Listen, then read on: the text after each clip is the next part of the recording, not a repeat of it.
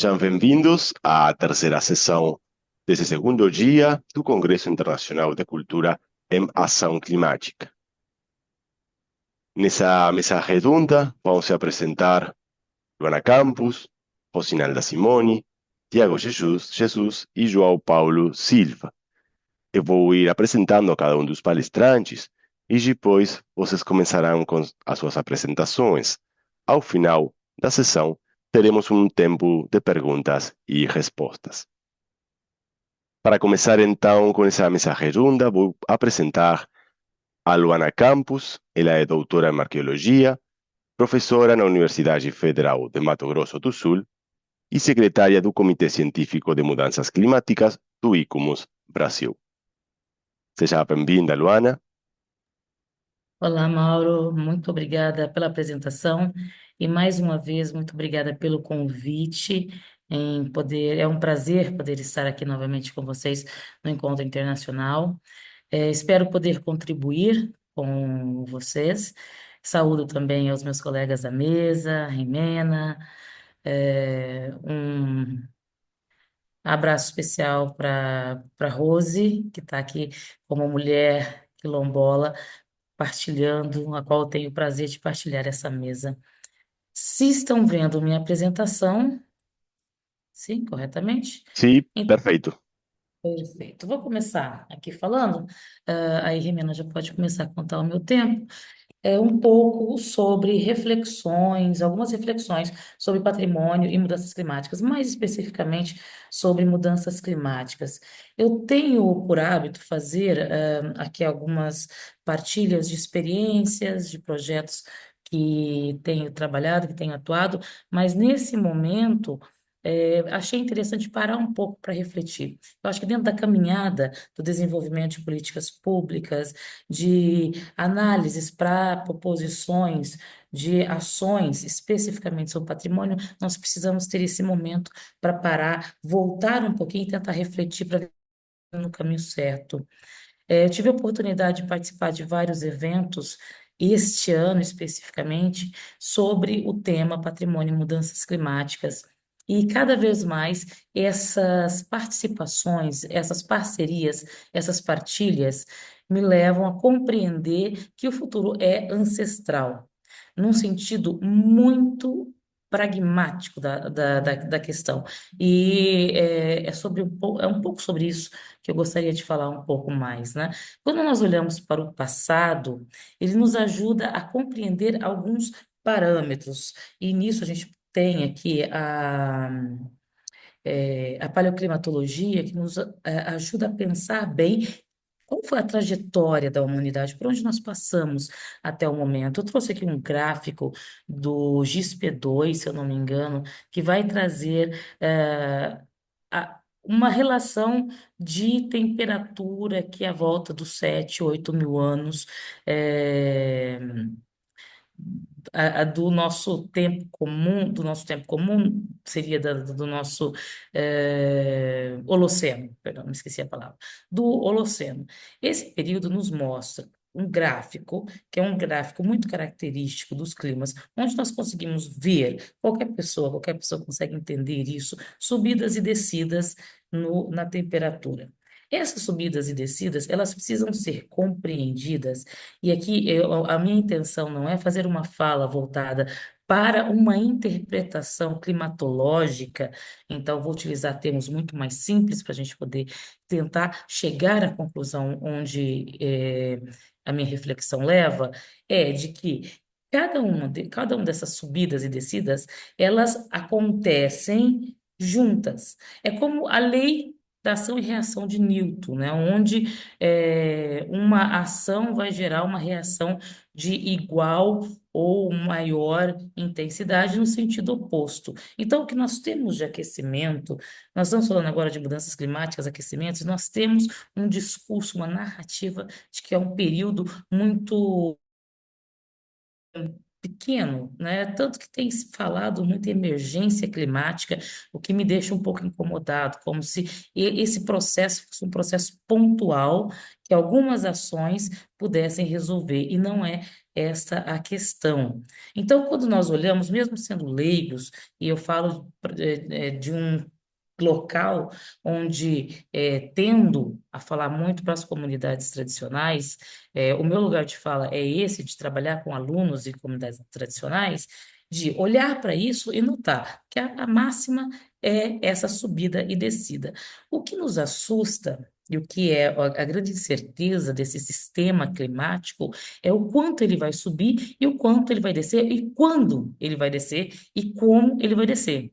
Porque nós sabemos que ele sobe, mas nós não tivemos precedente, isso é importante ter claro, nós não tivemos precedente na existência humana de uma subida tão rápida. Porque aquele gráfico, quanto maior o zoom nós damos, quanto menor o recorte, mais detalhes a gente começa a ver. Detalhes que seguem a mesma frequência, subida e descida, porque o clima é. Então, uma imagem bem bacana para a gente pensar nisso é pensar numa gangorra. Uma gangorra que sobe e desce à medida que condições atmosféricas levam a essas transformações. Essas condições são muito sensíveis, são muito imbricadas, então é bastante complicado, em poucos minutos, a gente está falando sobre todas elas. Mas de grande montra, nós temos aí, ou tínhamos, os forçantes das mudanças climáticas, que eram forçantes externas e internas, e que no que nós chamamos hoje, ou tentamos conhecer como antropoceno, engloba a ação humana, ou seja, engloba a ação do o efeito do carbono, do gás carbônico, perdão. É interessante, aqui eu abro um parênteses na minha apresentação para chamar a atenção para a Eunice Foote, que é uma mulher que lá em 1850, nós estamos falando do início da idade industrial, já chamava atenção para os efeitos do gás carbônico na atmosfera e pouco foi referenciada durante esses anos. Então, eu identifiquei esse gráfico, que ele vai nos trazer uma larga escala, e aqui no finalzinho, onde se consegue ler a palavra antropoceno, na era um, nós já observamos a volta de 200 mil anos, o que seria aí o início da humanidade, uma, perdão, de 200 anos, o que seria o início das nossas atividades enquanto sociedade moderna, um agravamento no nível da concentração de gás carbono na atmosfera. Isso tudo parece muito complicado e muito técnico, mas é muito simples. É a gente entender que o sistema climático funciona como uma gangorra e o que nós estamos observando são subidas ou uma subida muito abrupta que vai gerar consequências. Outra questão que é extremamente importante a gente considerar que o clima na Terra, ele não é homogêneo. Nós temos condições que são mais globalizantes, que são mais globais, mas as condições específicas, elas vão acontecer ou elas vão se manifestar de forma mais restrita a determinados locais. A gente consegue facilmente identificar uma disparidade de temperatura entre uma zona coberta, arborizada em torno de um centro urbano e a temperatura num centro urbano que tende a ser muito maior. Uma outra questão para nós refletirmos é a capacidade de resiliência de determinados grupos. Aqui eu trouxe dois exemplos que é muito clássico da gente pensar, por exemplo, um terremoto no Japão e um terremoto no México. Qual a escala de resiliência que esses dois grupos atuam e qual a escala eles vão atuar? Então, são alguns conceitos que a gente precisa ter claro para começar a falar sobre mudanças climáticas e patrimônio. Aqui, uma enchente na Inglaterra e uma enchente na Índia. A densidade demográfica é muito maior na Índia, então, os impactos, aquilo que nos eleva de um incidente ou de um evento extremo para um desastre é potencialmente superior quando nós falamos desses grupos onde a densidade demográfica é superior e a condição de resiliência é quase inexistente.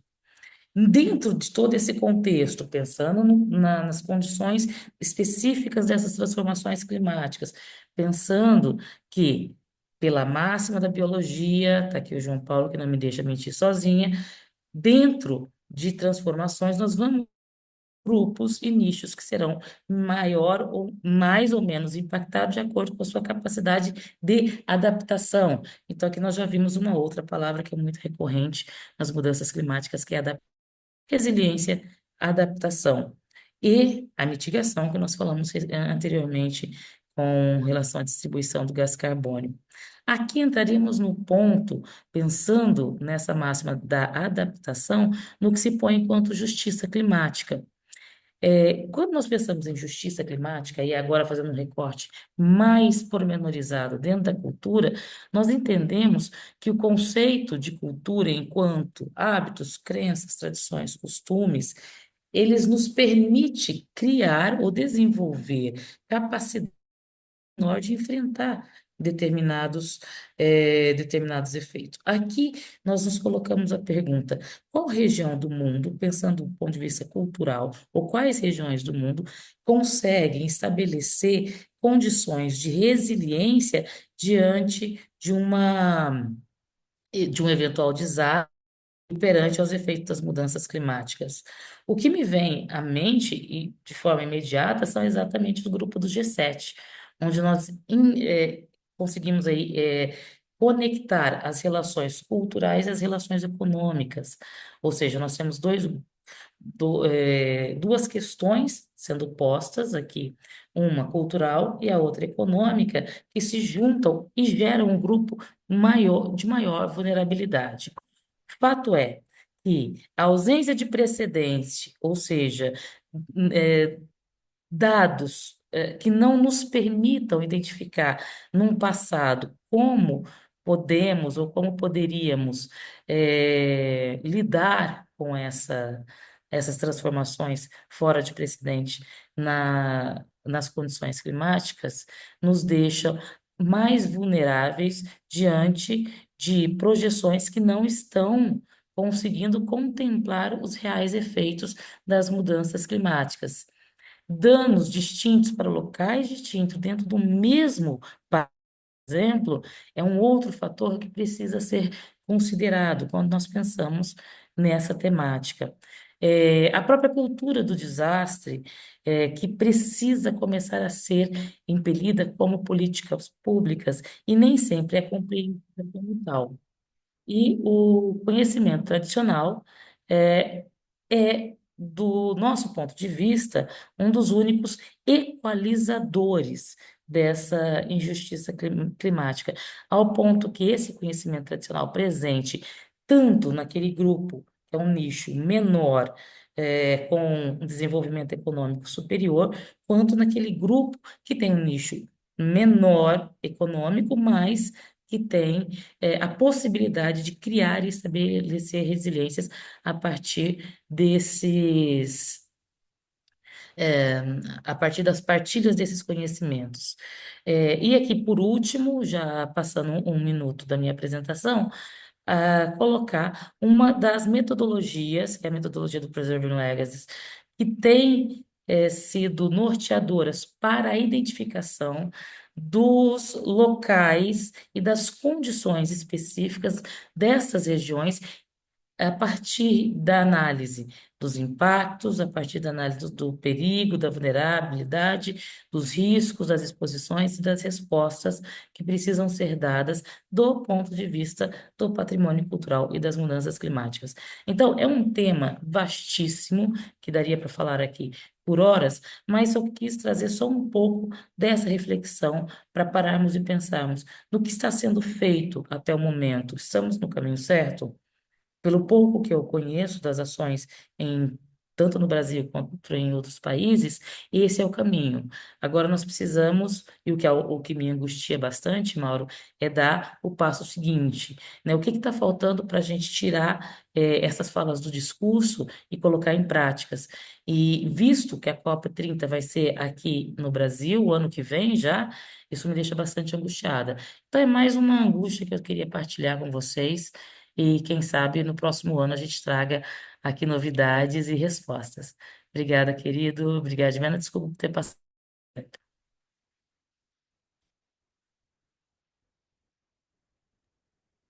Muito obrigado, Luana, pela sua apresentação. Já depois, no espaço de perguntas, talvez podemos voltar para algumas das questões que você indicava. Obrigado. Então, agora vamos apresentar a Rosinalda da Silva Simoni. Ela é doutora e professora convidada da Universidade Federal de Tocantins, cofundadora da Rede Latino-Americana e Caribenha de Pesquisadores sobre Feminismos de Terreiros. Seja bem-vinda.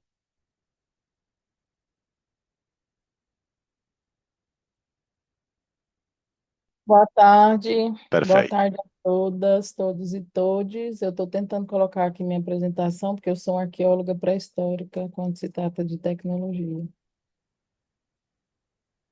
Tá aparecendo? Perfeito. Já vemos a primeira slide. Obrigado. Então, quando o Mauro me convidou para esse congresso, a gente tinha acabado de se conhecer em Brasília. E eu fiquei pensando o que que eu poderia trazer dentro das pesquisas que eu encampo. Mas eu acabei trazendo eu mesma. Vou tentar fazer um resumo do que eu quero trazer para vocês. O título da minha fala é Práticas Ancestrais no Cerrado Goiano, um panorama sociocultural da comunidade Água Limpa. A principal, eu acho que eu me apresentaria só como Rosinalda, a quilombola do Quilombo Água Limpa e a presidente da Associação Quilombola Água Limpa, sobretudo num congresso que fala de patrimônio cultural e cultura e ação climática, né? Eu tentei montar parece muito slide, mas é foto. Então, o que eu vou trazer é um panorama do que eu vivencio lá e, ao final, espero ter conseguido, pelo menos, lançar aí luz aí em alguma reflexão. Porque durante o evento de Brasília, a gente escutou muito de pesquisadores que as comunidades ancestrais são responsáveis por boa parte da preservação dos biomas, que os saberes ancestrais deviam ser não só ouvidos, mas também praticados, que é o caminho. A gente vive ouvindo a frase célebre que a professora Luana acabou de colocar aqui, o futuro é ancestral, mas na prática todo mundo quer ficar só na prática. Mas não é na prática da ancestralidade, é na prática do mundo prático, das coisas práticas, descartáveis e volúveis. Então, assim, o que eu vou trazer agora são um pouquinho de reflexões a partir disso. As palavras-chave do meu artigo é cerrado, mulheres quilombolas e práticas ancestrais. É, eu preciso dar um jeito de diminuir meu quadrinho, que ele está me atrapalhando, mas eu vou continuar aqui, tá?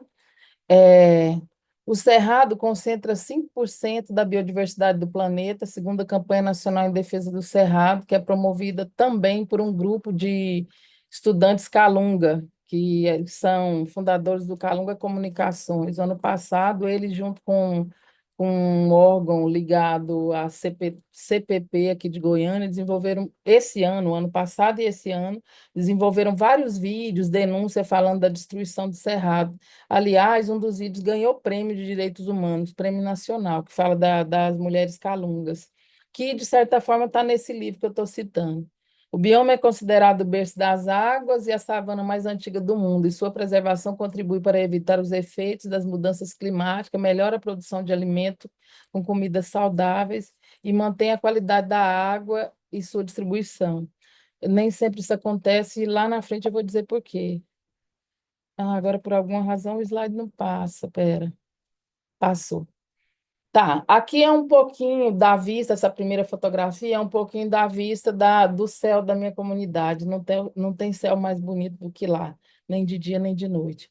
Essa pessoa de costa é o meu pai, ele está voltando do curral, e essa criaturinha gorduchinha aí na frente é o meu filho de 11 anos, que quando está lá, ele jura que está ajudando o avô dele e eu deixo, porque ele precisa aprender, ele gosta muito. Então, ele rola, cai, ajuda com as vacas e assim em diante. A comunidade negra de Água Limpa está localizada a 70 quilômetros da cidade de Goiás, antiga capital do estado. Atualmente vive no território 40 famílias com algum grau de parentesco. Essa comunidade foi reconhecida como quilombola em 2005 a nível de estado, mas só em 2017 que a gente conseguiu a titulação da Fundação Palmares. Nós esperamos de 2005 a 2017 para a primeira titularização, que é a étnica, que em teoria devia ser só autoafirmação com entrega de relatório, etc. E nós fizemos tudo isso em 2005, só em 2017 a gente conseguiu. Ainda bem que a gente conseguiu, né? Porque tem gente que ainda está esperando. Aqui são 3 fotografias importantes para falar da contextualização do quilombo. Essa primeira fotografia é uma casa que a gente chama aqui de taipa de pilão. Esse aqui é só um dos modelos. Nem todas as tabocas são colocadas assim. Então, as madeiras que são colocadas ao centro, que seriam os moirão, são madeira mesmo, mas quase sempre o entrelaçado são feitos de taboca. Vocês conhecem taboca, né? Ou tem outro nome para taboca? Não sei o nome científico da taboca, vou falar taboca, que eu estou falando quilombês. A foto do meio, você vai ver parte do pasto. E na última foto é o ribeirão que abastece lá a casa do meu pai, mais a casa de 4 famílias, que é o Ribeirão Buritizal. Essa aguinha aí, que depois eu acho que eu pus uma outra foto que dá para ver ele melhor, é verde, verde, verde, porque ela tem muitos musgos e muitos peixes. Pasmem, tem jacaré aí, tem sucuri, porque mais embaixo ela faz um aberto, aí tem uma lagoa. Então tem sucuri e jacaré. A gente vê eles de vez em quando lá de fora tomando sol. Nunca vi grandão, não. Não sei se os que eu vejo é filhote, nem quero saber se tem mãe. Mas não são muito grandes, não. Essa pontezinha aí, que a gente chama de pinguela, é o que passa do quintal do meu pai para o curral, onde fica as vacas. Vocês podem ver que tem muito buriti, lá na frente vocês vão ver. A área, eu pus um mapa também, a área da terra do meu pai é 4 hectares. Mas a área principal da fazenda, que era uma Seis Maria, é 100 mil hectares. Essa fazenda, que, como quase todas as Seis Marias não tem documentação, ela foi deixada para os escravizados que ali ficaram, que é meu tetravô. Mais na frente eu vou mostrar as pessoas e eu vou falando da contextualização. Tá. Isso aqui é as entidades da minha vida. Essa primeira é a minha bisavó, que nasceu em 1902.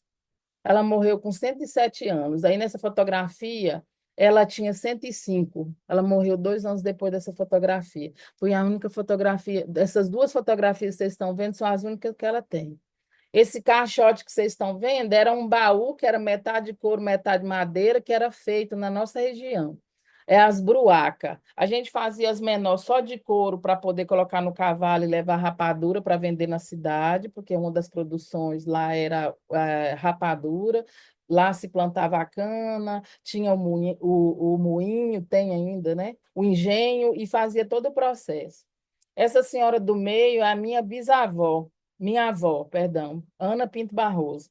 Ela nasceu, acho que foi em 1900, agora eu não me lembro, só sei que ela morreu em maio desse ano, aos 98 anos. A minha bisavó, a primeira, é de parte de pai, a minha avó, parte de mãe. E essa última fotografia é a minha a minha tia-avó, tia bisavó, que morreu esse ano, também com 100 anos, e um bebê que a minha tia bisavó cuidava. Aí nessa fotografia aqui, primeira, tem eu, minha filha, minha avó e minha mãe. As mulheres da minha comunidade, elas não só são mantenedoras da questão cultural, mas elas também significam um elo forte com a terra. Não existe divisão de trabalho nessa perspectiva. Minha mãe ajudava meu pai a plantar a roça. O que que a gente produz? A gente produz a roça de sequeiro lá, o arroz de sequeiro, mas também produz feijão, também produz milho e hortifrutis. Toda casa tem horta. Aí são dois quintais. No primeiro quintal é um misto de milho, pimenta e condimentos e ervas medicinais, que a gente chama de ervas de poder. Toda a casa do nosso quilombo você vai encontrar as ervas de poder. O que são as ervas de poder na concepção da cosmovisão religiosa, cosmopercepção religiosa afrodescendente? Espada de São Jorge, Guiné, Arruda. Estou falando as mais conhecidas, mas tem outras até mais fortes que são utilizadas, mas isso é para uma outra aula. Uma outra coisa também que é muito perceptível, é muito forte, é a relação entre pessoa, muito forte é a questão de perceber que a relação entre pessoa, território e animais, elas não estão separadas. Essa última foto é meu filho com 3 aninhos no colo do meu pai, brincando com o boi. Os animais todos têm nome, são tratados como gente, e ai de quem falar diferente, e o meu pai consegue separar todas, chama todas pelo nome, todas vão até ele. Ele tem quase 70 anos, tem artrose e artrite, então deformou a mão. Ainda assim, ele levanta às 4 da manhã e demora 4 horas para conseguir tirar leite de 3 vacas, porque a mão não fecha. E as vacas têm ele diz que as vacas têm paciência de esperar ele conseguir fazer alguma coisa. Mas ele fala com elas o tempo todo. Ele se intitula um doutor da terra, e eu, muito ignorante, um dia perguntei para ele o que, que ele queria dizer com doutor da terra, e ele falou: "Eu não entendo nada das suas letras, mas você não entende nada do que eu faço." Aí eu me calei. Eu me calei porque eu tento entender o que ele faz. Ele sabe a hora de plantar, ele sempre planta mais para deixar para o cupim e para as formigas, quando ele está fazendo horta, porque ele sabe que com tanto X a formiga vai comer, a lagarta vai comer, os bichos vão comer. Os passarinhos vai comer, tem passarinho que ele acaba de plantar, vai lá e tira e come, e ele não briga com ninguém. Na casa do meu pai, do lado de fora, tem sempre comida em abundância. Ele tritura o milho para dar para as galinhas e joga um tanto a mais, porque todo tipo de passarinho do cerrado desce lá para comer, de canário aos azuis, tem todas as cores, arara. O que que acontece quando você tem uma comunidade tradicional em que as pessoas foram sendo expulsas do seu território e foram chegando, o que a gente chama de chegante? Se você for olhar o mapa, que depois eu posso mandar para vocês, que eu não lembro se eu coloquei aqui, você vai ver que só a região aonde estão os quilombolas que o cerrado está preservado. Nem para fazer pasto, meu pai derrubou o cerrado. Ele planta tudo junto, porque ele sempre acreditou que um protege o outro. Um não atrapalha o outro, eles conseguem viver juntos. Assim como as roças mistas. O que são essas roças mistas? Eu estou chamando de mista. Meu pai fala que é roça misturada mesmo. Ele planta o feijão com a abóbora, mas você tem que saber o que você pode plantar junto para um não roubar o nutriente do outro, eu não sei. E tem a questão do rodízio de descanso da terra. Mesmo sendo pouco, ele faz rodízio. Eu vou plantar feijão aqui, o ano que vem eu não posso plantar feijão aqui, eu tenho que plantar feijão aqui. Então, tem toda essa concepção que a gente só percebe indo para outros espaços. Nessas fotografias aqui, vocês vão ver a nova geração da minha família, meus sobrinhos e o meu filho, que hoje tem 11 anos, brincando com cachorro. Uma outra coisa muito importante, o cuidado com todo tipo de vida. As comunidades tradicionais, elas têm, na sua cosmopercepção e, sobretudo, na sua postura, a crença e a filosofia de que o cuidado coletivo ele tem que ser com tudo e com todos. Isso tem a ver com os bichos, isso tem a ver com as pessoas, isso tem a ver com a árvore, isso tem a ver com a água. Ó, para vocês terem ideia, nessa última fotografia dá para ver mais ou menos o chão. Muito arenoso, muito pedregulho. Só na área de roça do meu pai, que é mais no pé da serra, que a terra é um pouco melhor. Então é lá que ele fica dividindo. Ainda assim, o quintal dele produz milho para fazer pamonha para a família inteira. Esse quintalzinho que vocês estão vendo, ele planta em volta da casa milho todo ano. Tá, alguns ofícios. Eu não sei quanto tempo eu tenho. Já, esse aqui é o tempo? Não, não vou olhar, que aí eu não vou concluir. Alguns ofícios, ceramista. Tá vendo essa cerâmica aqui, Lu? Depois eu vou te mandar um vídeo das cuscuzeiras que a minha avó faz, que eu ando procurando igual, ainda não achei em comunidade nenhuma as cuscuzeiras que fazem lá faziam na minha comunidade, que a minha avó morreu e ninguém aprendeu. A gente chama de cerâmicas utilitárias. Eu que estou chamando, isso aí já é academia. Minha avó chama de panela, pote. Não interessa o que que é.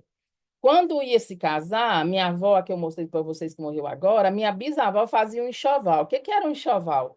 As vasilhas.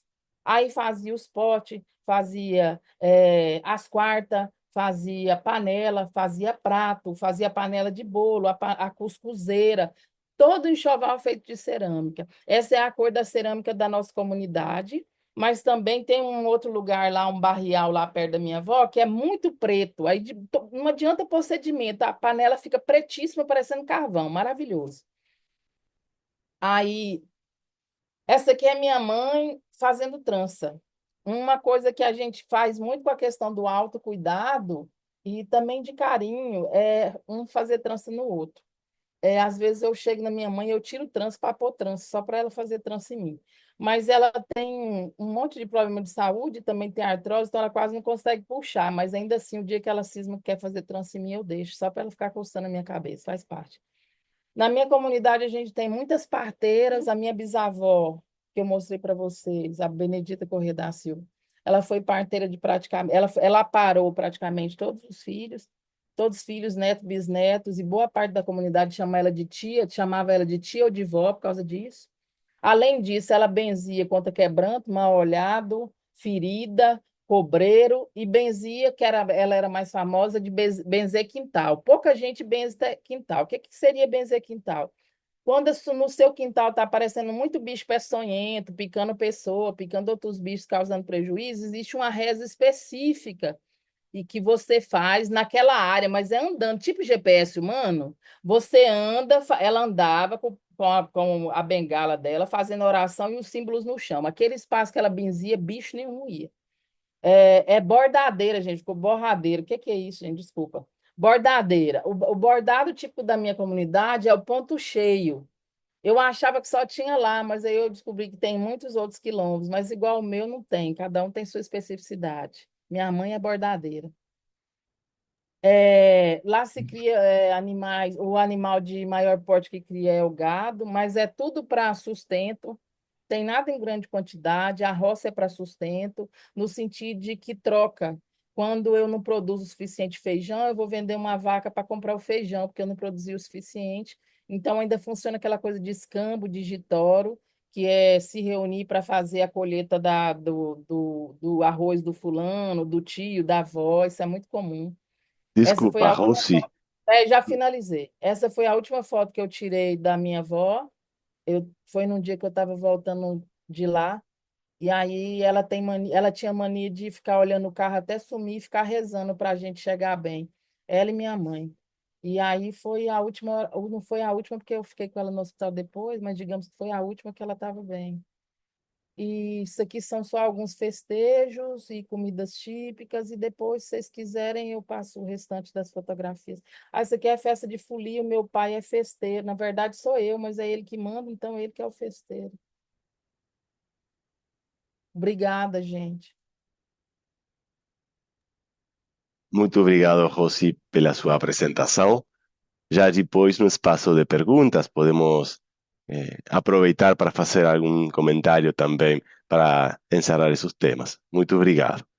Vamos a convidar agora a Tiago Jesus para fazer a sua apresentação. Ele é diretor dos projetos de ação climática da People's Palace Projects, que é um centro de pesquisa de arte para a justiça social e ambiental da Queen Mary University of London. Seja bem-vindo, Tiago. Muito obrigado, Mauro, pelo convite. Que honra. Boa tarde, primeiro, boa tarde a todos e a todas. É um prazer muito grande fazer parte dessa mesa com amigos e conhecidos, e que responsabilidade falar agora depois de uma apresentação tão incrível da Rose. Muito obrigado. Bom, meu nome é Tiago Jesus, eu sou produtor e pesquisador, e eu atuo como diretor dos projetos de ação climática da People's Policy Projects, e eu vou apresentar um dos nossos projetos, que é uma parceria com o povo Aujá do Alto Xingu, chamado A Gruta Sagrada do Camucoacá. E eu escolhi esse projeto para apresentar porque eu acho que ele é um estudo de caso interessante para o contexto do Congresso, né, de Cultura em Ação Climática, porque ele aponta, acho que um caminho de encontro entre os saberes, as culturas indígenas, os setores criativos, a tecnologia, e como esse encontro, né, pode ser um aliado para ações climáticas locais que preservam os conhecimentos tradicionais e abrem novas possibilidades de resistência para a cultura e para o meio ambiente. Opa, vou dar o slide, pronto. Então, como eu estava falando, eu trabalho na People's Policy Projects, que a gente chama carinhosamente de PPP, e nós somos um centro de pesquisa que faz parte da Queen Mary, da Universidade de Londres, aqui no Reino Unido, e a gente desenvolve projetos criativos e pesquisa que reúnem artistas, ativistas e pesquisadores para pensar, para investigar como é que a arte e a cultura podem transformar realidades em contextos e em territórios de vulnerabilidade, né? E um dos nossos eixos prioritários é ação climática e intercâmbio indígena. O coração dessa área, desse eixo, são os projetos colaborativos que a gente faz reunindo, né, como eu disse, artistas, ativistas e acadêmicos indígenas e não indígenas. Então, os nossos projetos, eles buscam fomentar a equidade entre os sistemas de conhecimentos indígenas e não indígenas, através de processos de cocriação que vão além das divisões disciplinares e que constroem relações sólidas de confiança e de entendimento mútuo entre os envolvidos, né? Então, todos os nossos projetos, eles são co-criados e co-executados com os nossos parceiros indígenas e eles sempre tentam responder a questões que são trazidas por eles, né? Que normalmente elas tendem a ser sobre ou apoiar a documentação e a preservação do patrimônio cultural, material e imaterial, criar conexões com as indústrias criativas, com artistas, museus, galerias, redes de cultura, promover a conscientização internacional sobre a importância dos povos indígenas e os desafios que são enfrentados localmente, e também ajudar na captação de recursos para apoiar essas associações locais, principalmente em momentos de crise, como o Covid, como incêndios florestais ou eventos extremos. Então eu vou acho que é importante contextualizar e que eu vou fazer um rápido mergulho nessa parceria de 5 anos que a gente desenvolve já com o povo Aujá, do Alto Xingu. Esse é o mapa do território indígena do Xingu, que é localizado no estado do Mato Grosso, e ele fica nessa área de transição, como a Rosa estava falando, do Cerrado, mas com a floresta amazônica. E esse território, ele foi criado, né, reconhecido oficialmente, demarcado pelo governo brasileiro em 1961, mas as populações que moram, né, que habitam Xingu já estão lá há milhares de anos, né? E ele fica na porção mais sul da bacia amazônica. E esse território ele tem um papel fundamental na regulação do clima e na manutenção do ecossistema de toda a floresta. E o Xingu é um dos territórios indígenas mais diversos do planeta, né? Ele é lar de 16 etnias e de 7 famílias linguísticas diferentes. Essas comunidades que moram no Xingu, elas mantêm vivas suas línguas, seus rituais, suas práticas culturais, seus modos tradicionais de manejo da terra, de pesca, de caça, de construções. E essa é a foto do Kamiki Kized, é uma foto da fronteira do Xingu, né? O Xingu hoje ela é uma das principais barreiras contra o desmatamento da Amazônia, e essa região onde o Xingu é localizado é a maior produtora mundial de soja e a segunda maior produtora de carne bovina do planeta. Essa área é conhecida como o Arco do Desmatamento, e ela corresponde a cerca de 60 a 70% do desmatamento total da Amazônia. E ela é responsável por 30 a 40% das emissões de gases do efeito estufa do país, né, por conta do desmatamento e por conta das queimadas, né? E os estudos indicam que no Brasil, né, entre 2005 e 2012, o desmatamento foi 66% menor dentro das terras indígenas e que em 35 anos a perda de cobertura florestal dentro dos territórios indígenas foi de apenas 1,6%. Então comprova, né, que as terras indígenas e as terras quilombolas são as áreas mais preservadas do país. E do lado de fora dessa fronteira ficou a Gruta do Camucuacá, que é o patrimônio material mais sagrado né, considerado patrimônio material mais sagrado para os povos do Alto Xingu, de onde se origina, né, as práticas culturais e os valores das sociedades locais, né? Os Waujá definem a Gruta Sagrada do Campoacá como um museu, como um livro sagrado, né?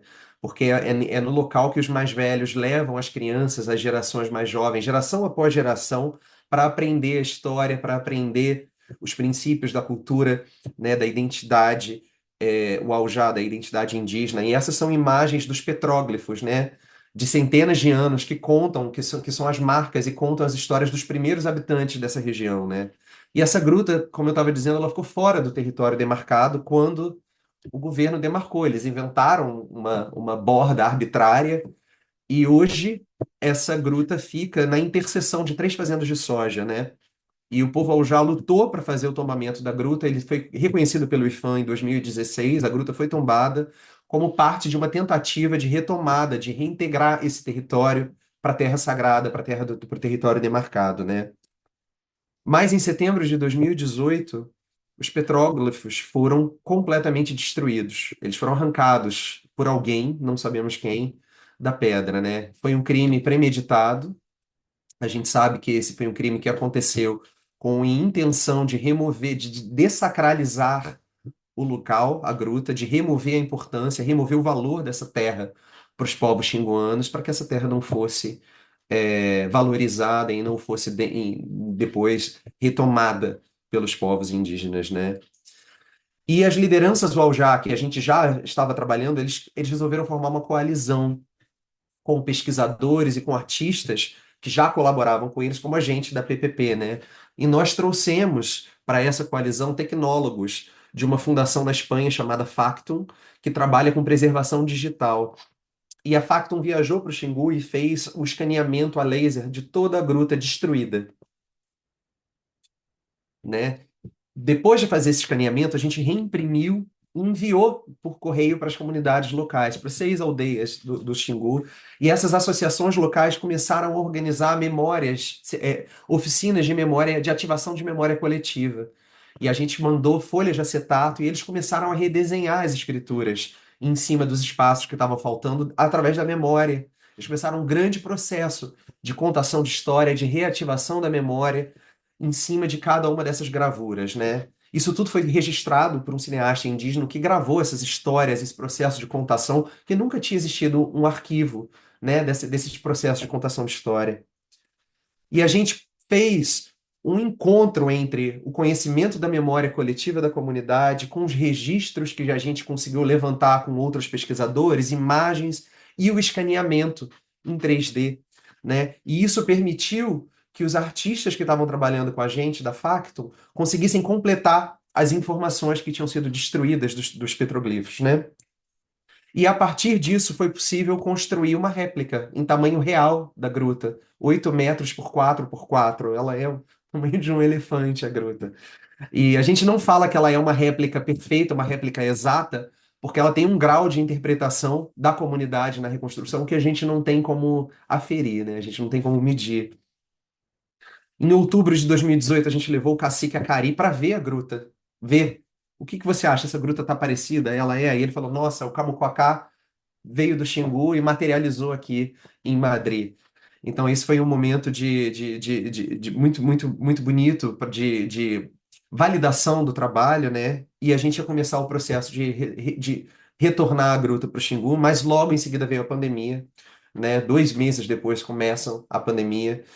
E, obviamente, além da preocupação com a saúde, né, com o bem-estar da comunidade, havia também uma preocupação com o impacto que a ausência da gruta, a ausência dessas escrituras ia causar na educação das crianças, né? Ia ser a primeira vez na história lembrada da comunidade que as crianças iam perder o acesso ao processo de formação, né, dos conhecimentos, o processo de formação de liderança da comunidade por um tempo indeterminado. Mas a pandemia também trouxe o avanço no uso da tecnologia dessas comunidades. Então a gente começou a desenvolver junto com eles um projeto de realidade virtual educacional que foi feito inteiramente com a comunidade e para a comunidade apenas, né? Então a gente reutilizou os dados 3D que já tinham sido retrabalhados e desenvolveu um processo de colaboração online que respeitava as práticas, né, culturais de tomada de decisão da comunidade. E a gente desenvolveu pela primeira vez, totalmente de forma remota, um projeto de cocriação e de uma realidade virtual, né? Que é onde os jovens das comunidades poderiam esperar a música terminar, mas eles poderiam, eu vou terminar rápido, 2 minutinhos, eles poderiam ter acesso à história e à experiência da gruta através dentro de suas escolas. Essa realidade virtual acabou virando parte do currículo das escolas locais, né? E isso tudo foi graças à confiança que foi construída durante esse processo. E só para citar uma professora local que disse: estamos muito orgulhosos de termos conseguido documentar a nossa história e encorajar os jovens a se envolverem. Sinto muita alegria ao ver como os jovens estão interagindo com a nossa história. Alguns deles ainda não sabem ler ou escrever, mas conseguem usar o equipamento da realidade virtual e são incentivados a pensar em outros aspectos da nossa cultura que devemos proteger e preservar. E esse ano a gente finalmente conseguiu enviar a gruta de volta para o Xingu. Os Waunjá decidiram construir, que ela ia ser instalada na aldeia Ulupoene, que é uma aldeia que foi fundada recentemente, em 2010, mas ela fica nessa borda do Xingu, né, a área que é mais é, que está sofrendo mais riscos de invasão, né, e de queimadas e etc. E eles construíram um museu, que é um centro de monitoramento também, onde eles podem, além de ter acesso à réplica da gruta, eles fazem também treinamento sobre os impactos ambientais, sobre manejo de fogo, monitoramento da fronteira por drone. Então a gruta, a gente aqui é uma foto do centro montado, a gruta viajou da Espanha até o Xingu por 3 semanas, foram 11 mil quilômetros de barco e de caminhão saindo de Madrid até o coração do Xingu. Essa é uma imagem da gruta já pronta, instalada no que hoje é o primeiro museu dentro do território do Xingu, o terceiro museu indígena na Amazônia brasileira. E eu tenho um vídeo muito curtinho aqui que eu vou falar sobre ele. Não sei se vocês conseguem me ouvir, mas essa é um vídeo da inauguração da gruta, que a comunidade realizou um ritual que eles não faziam há anos para celebrar o espírito da gruta, ou celebrar o espírito do Camucuacá, que durou a noite inteira até o momento da inauguração e que foi um momento muito especial. E essa inauguração da gruta também foi um grande catalisador para a vinda de outros representantes do IFAM, da ATIX, do ISA, de outras articulações locais, para avançar as conversas de preservação do território, né, no sítio. Aí vocês podem ver o processo de inauguração da gruta. Opa, essa é uma imagem do cacique Eleucá com a gruta, e aqui já é o outro cacique, o cacique Acari, logo seguinte da apresentação, já fazendo o processo de contação de história com as crianças e dando continuidade a esse projeto a esse processo, né, de preservação da cultura e de formação de novas lideranças indígenas. Então, acho que eu vou parar por aqui, eu me coloco à disposição para a gente responder algumas perguntas, e espero que vocês tenham achado um projeto interessante, que tenha trazido alguns insights interessantes para a nossa conversa. Muito obrigado.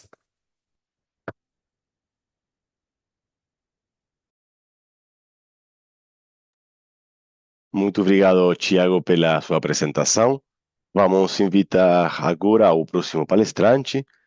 João Paulo Silva é biólogo e arqueólogo, pesquisador na Unicamp e atua no projeto Preserving Legacies e Heritage Adapts to Climate Alliance.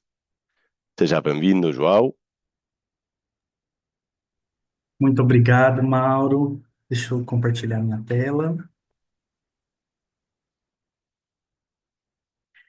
Então, boa tarde a todos. Muito obrigado pelo convite, Mauro. É um grande prazer estar aqui dividindo esse espaço com esses três amigos.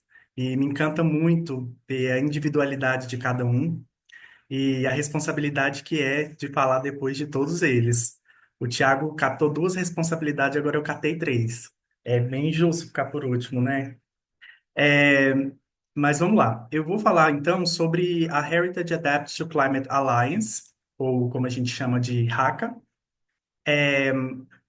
Eu sou o João, como o Mauro disse, eu trabalho no Preserving Legacies, e o Preserving Legacies é um projeto financiado pela National Geographic Society que trabalha justamente na interface do patrimônio cultural e ação climática, sendo um projeto no qual as comunidades é que lideram as ações, é que lideram os princípios norteadores dentro dos projetos, e todos os anos o Preserving Legacies abre uma inscrição para que as comunidades, para que nós possamos receber inscrições de comunidades que estejam sendo afetadas pelos efeitos das mudanças climáticas e que tenham interesse em desenvolver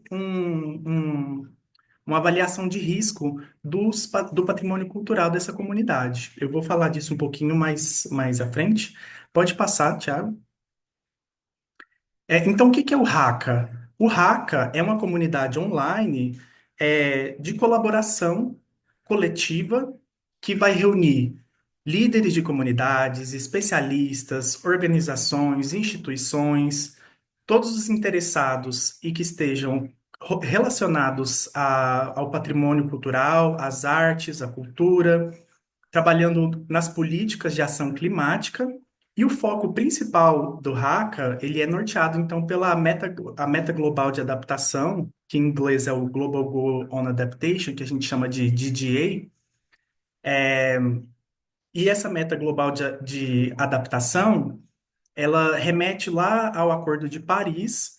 Então, essa meta de adaptação, ela parte, após todos os acordos realizados frente à resiliência, e como a Luana falou, a resiliência e a adaptação estão sendo sempre falados quando se trata de mudanças climáticas.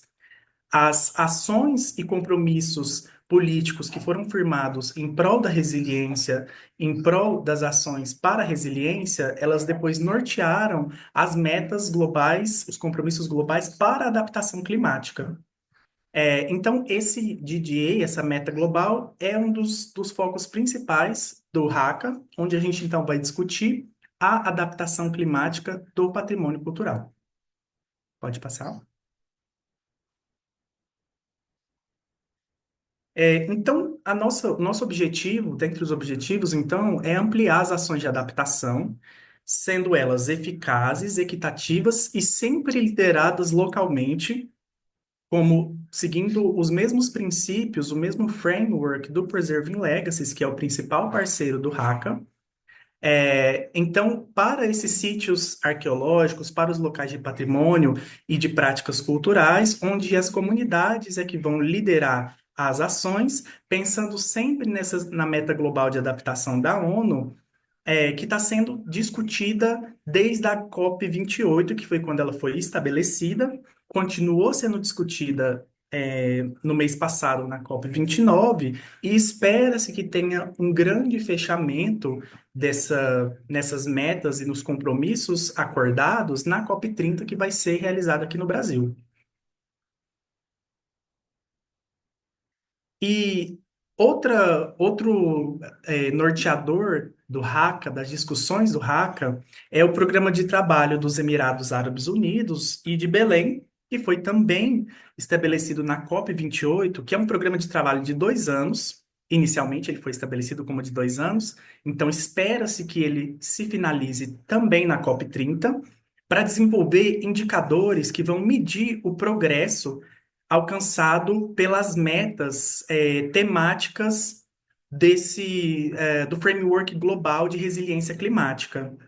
Ou seja, como que nós podemos medir o progresso frente às adaptações climáticas? As ações de adaptação climática, elas estão sendo efetivas ou não? Então, são diversos especialistas e tomadores de decisão desenvolvendo esses indicadores quantitativos e qualitativos para medir o progresso pensado nessas metas temáticas, que eu acho que é o próximo slide. Por favor, Thiago. Ainda não. Então, esse framework que foi estabelecido na COP28 para resiliência climática global, ele então, é uma estrutura unificadora para impulsionar ação política e financiamento para adaptação na mesma escala da mitigação. A mitigação, ela tem um caminho trilhado dentro das políticas climáticas um pouco mais estabelecido do que a adaptação, Então, a partir disso, na COP28, decidiu-se que a adaptação precisaria de um impulso nessa ação política e climática, desculpa, nessa ação política climática e financiamento, tal qual da mitigação. Então, nesse documento estão as metas e diretrizes específicas para essa ação de adaptação global, a partir da qual vem, então, o Global Goal on Adaptation. E dentro dessas metas temáticas, dessa meta global, pela primeira vez o patrimônio cultural foi incluído como uma meta. Os outros que nós vemos, água, natureza, infraestrutura, essas outras metas temáticas sempre eram adotados, sempre foram adotados nos acordos globais da ONU durante as COPs, mas a patrimônio cultural, a cultura sempre foi omisso nesses acordos globais. Então, pela primeira vez, na COP28, o patrimônio cultural foi estabelecido como uma meta igualmente de mesmo peso das demais. E isso simbolizou um avanço e uma conquista muito grande para o setor do patrimônio e da cultura. Pode passar? E aí, nessa meta temática, pensando do patrimônio, que é muito importante, mas que, em resumo, podemos pegar esse parágrafo, diz que até 2030, nós temos que proteger o patrimônio cultural dos impactos relacionados à mudança climática, desenvolvendo essas estratégias de adaptação para preservar as práticas e os locais de patrimônio, e projetar uma infraestrutura resiliente ao clima, mas que seja orientada pelas comunidades e povos originários e tradicionais, os sistemas de conhecimento e o conhecimento tradicional. Então, isso, por si só, representa um firmamento da importância das comunidades, da importância do conhecimento tradicional e dos sistemas de conhecimento. Pode passar? E além disso, além dessa meta temática específica para o patrimônio e para a cultura, existem outras questões transversais que estão ali permeadas nesse documento, nesse grande documento. Um deles, e que são igualmente importantes, né? Um deles diz que essa ação de adaptação climática ela deve ser guiada pelo conhecimento tradicional dos povos indígenas e os sistemas de conhecimento local. E o exemplo que o Tiago deu da gruta é algo que foi exatamente feito dessa maneira, no qual o conhecimento e os povos indígenas guiaram a construção da gruta desde o seu processo de concepção até o processo da entrega, né, até o processo da finalização. E além disso, diz também que o engajamento ele deve ser ético e equitativo com os povos indígenas e locais, aplicando todos esses conhecimentos e, por fim, de que as pessoas elas devem ser capacitadas com conhecimentos, habilidades, valores e atitudes necessárias para essa ação climática. E pensando nesse último tópico em específico também, da capacitação dessas pessoas, o Haka, ele age bem diretamente nesse terceiro tópico, pensando que é uma plataforma de discussão, uma plataforma de capacitação, de troca de experiências, de colaboração, no qual essas pessoas vão estar trocando conhecimentos, habilidades, valores e atitudes pensados para a ação climática. Pode passar, Tiago. Então, finalizando aqui, 3 estratégias bem rapidamente da Haka então empoderar os líderes que fizerem parte da Haka, para que suas vozes como líderes possam ser amplificadas nas ações climáticas e culturais, tanto de escala local como de escala internacional. Também criar e alavancar políticas climáticas e sistemas financeiros favoráveis, a música do Oscar, e ampliar o trabalho de adaptação climática baseado na cultura e no patrimônio, como os 3 exemplos que foram dados aqui de formas diferentes, mostrando que a cultura por si só, ela é um componente fundamental na ação climática. Então, pensando na meta global de adaptação e nos resultados que estão sendo elaborados e alcançados por ela, por toda a discussão que é feita dentro e fora das COPs, nessa campanha global, Então, aproveitando os resultados e aproveitando todas as negociações que são feitas, a RACA ela vem sendo norteada por isso, para que seja potencializado, então, uma ação climática baseada na cultura e no patrimônio e nas artes. Pode passar. E aqui eu vou deixar esses slides, mas eu deixo aqui dois QR Codes aqui. Um deles é para se juntar à RACA, a essa plataforma online, que é o da esquerda, e o da direita, aqui eu gostaria de deixar para vocês que a chamada do Preserving Legacies para inscrições de comunidades que estejam sendo afetadas pelas mudanças climáticas e que tenham interesse ou já estejam desenvolvendo uma avaliação de risco, nós estamos com a chamada aberta até o final de janeiro. Essa chamada ela envolve financiamento, ela envolve capacitação para ação climática dos líderes comunitários, tudo isso guiado pela comunidade, como foi explicado anteriormente. E aí esse segundo QR Code ele leva para o formulário de inscrição junto ao Preserving Legacies. E é isso. Muito obrigado.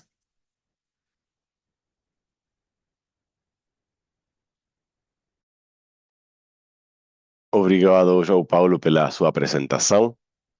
Tendo em conta que já estamos finalizando essa mesa redonda, só vamos pedir que se os participantes têm alguma dúvida, podem enviar ela pelo chat e talvez os dissertantes podem responder para eles da mesma forma.